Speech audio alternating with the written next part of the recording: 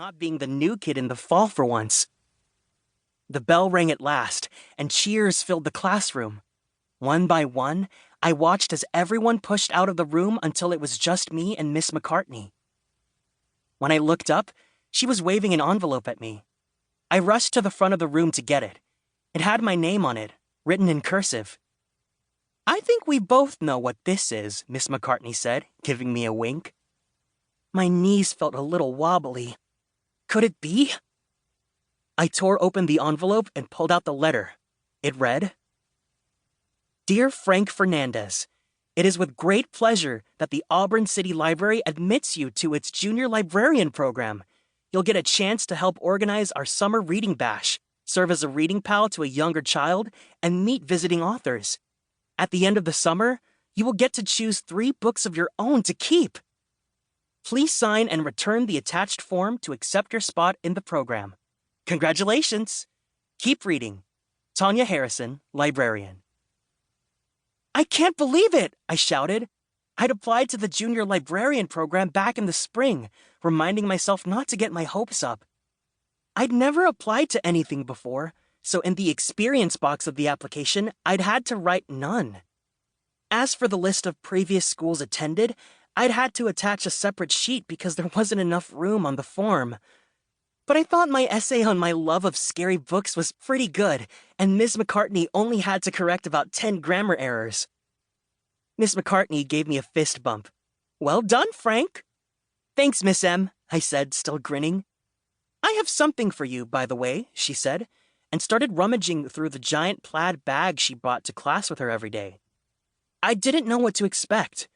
One time, she pulled a basketball out of that bag when the one on the playground court deflated. She always had the perfect size Band-Aid in its depths, plus chargers for various devices. I'd seen a power drill, an inflatable Santa Claus, and even a stray calico kitten come out of there. Someone would always whisper "Mary Poppins" whenever she started digging into it. With Miss McCartney, anything was possible. "Aha!" she said at last, and handed me a heavy brass magnifying glass. The glass had a sculpted wooden handle, and engraved in the brass it read, "For reading between the lines." "Between the lines?" I asked, turning the object in my hand. Miss McCartney nodded. "When you read between the lines, you understand more than just what the words mean. You understand what the author was trying to really say. How they were hoping to tap into your brain and your heart. When you read between the lines, you notice patterns, and where there is a pattern, there is meaning. Read between the lines, Frank, and you won't go wrong." I didn't entirely understand what Miss M was trying to tell me, but I loved her gift anyway. An antique-looking magnifying glass seemed like just the kind of thing a real librarian would have in their desk. "Thanks, Miss M. I love the magnifying glass. See you in the library this summer?" Miss McCartney smiled. "You bet.